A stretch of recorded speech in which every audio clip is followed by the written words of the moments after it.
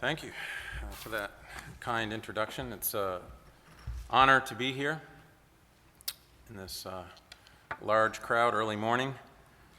And I think it's especially appropriate to present a bit on the Project on Human Development in Chicago Neighborhoods, seeing as that NIJ was really an historic funder of this project early on, along with the MacArthur Foundation. It was an example of a private-public collaboration that is somewhat unusual in science.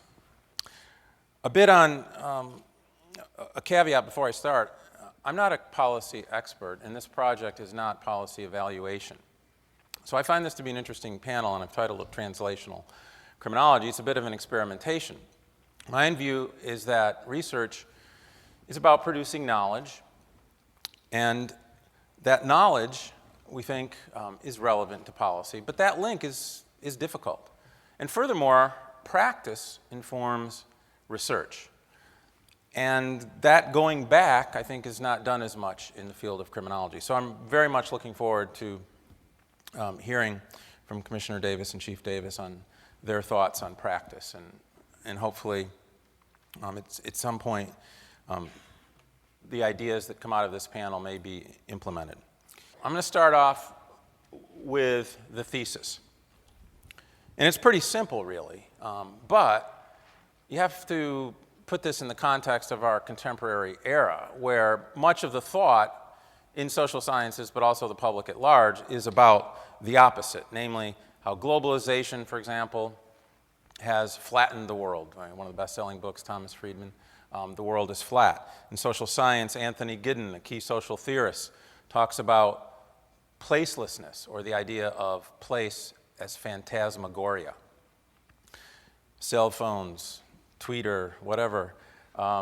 You're walking down the street, everyone seems to be talking to someone else rather than where they are. They're constantly running into me in New York.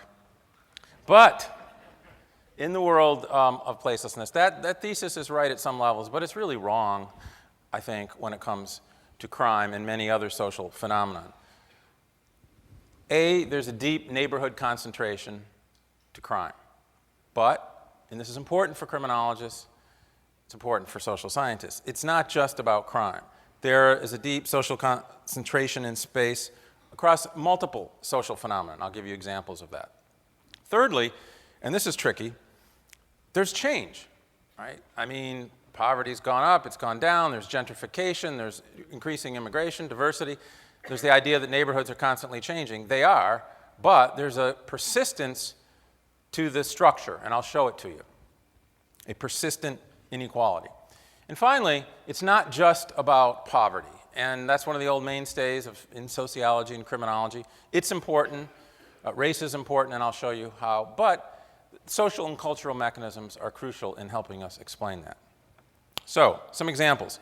Let's start with crime. This is a map of Chicago, site of the project. And I've tried to make this simple. The stars here are homicide events proportional to the size of the population.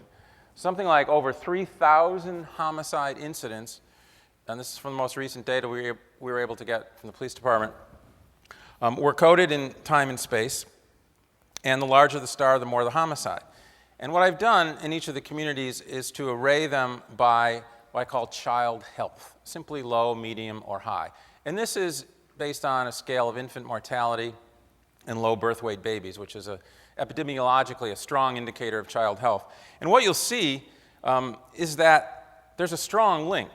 Areas of high violence are corresponding to areas where children are growing up in a quite disadvantaged neighborhood and have low health. Now, this has many implications. Just to give you one recent study, actually using our data, not for me, Pat Sharkey showed that exposure to violence among children led to cognitive deficits in learning that lasted many years. So child health, child learning, child intelligence, deeply connected to violence, and these are, in turn, part of a spatial story. The response to crime in the criminal justice system is perhaps even more concentrated. This is a map of concentrated incarceration. Actually, we hear a lot about mass incarceration. I prefer to think of it as the local concentration of mass incarceration, because it's actually not mass. If you'll note, well, I don't think I have I'm going to forget the laser pointer given this. You'll note a top third or more of that map in the city. There are areas where it's even low, in fact, some communities hardly any incarceration. It's highly variable, and then some areas such as Austin and the west side and the south west side have very, very high rates of incarceration. So this is deeply concentrated as well. Moreover, crime, like incarceration, is persistent. I want you to, if possible, look at this chart a little bit, because it shows you two things. It shows you not only the persistence of incarceration. On the x-axis is the incarceration rate in 1990 to 95, and on the y-axis to the left is the incarceration rate up to 2005. Over almost a 10-year period, that is a straight line. In social science, we often don't see lines like that. It's a correlation of about 0.98, so not much is changing. But the other thing you need to know is that the communities up to the right are those that are predominantly black, and the communities down to the left are predominantly white. And the differentials here are not just modest, they're not even large, they're shockingly large. In fact, the two red arrows point out the highest rate of incarceration in the black community and the white community, that is predominantly white community, that has the highest rate of incarceration. The differential is over 40 times. Okay, that's not a typo. The highest rate incarceration black community has a rate over 40 times higher than the highest rate white community. So there's deep persistence, deep inequality by crime, by incarceration, by child health. That much is clear. You might say, well, look, things have changed. We just had an economic crisis. Gentrification has roiled neighborhoods in the 90s, 2000s. That's true. But the structure, the pecking order, if you will, is quite stable. This is a map or chart of concentrated disadvantage, poverty, welfare assistance, female-headed families in 2000. The census data can't even be looked at yet because it averages it from 2005 to 9, but we were able to obtain housing vouchers from Chicago Housing Authority as an indicator of low-income residents. When we chart that out, again, strong persistence, and if anything, some communities that were already poor got worse, the ones you see up in the corner there to the upper right. Well, this is a conference on criminology. We're all familiar with the great crime decline.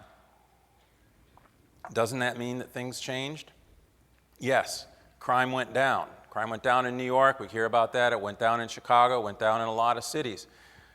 But the change, or the secular large-scale change, is being superimposed on a relatively deep ecological structure. The red line is basically the rate of decline in violence in Chicago over the 10-year period, 1995 to 2010, 15-year period, actually.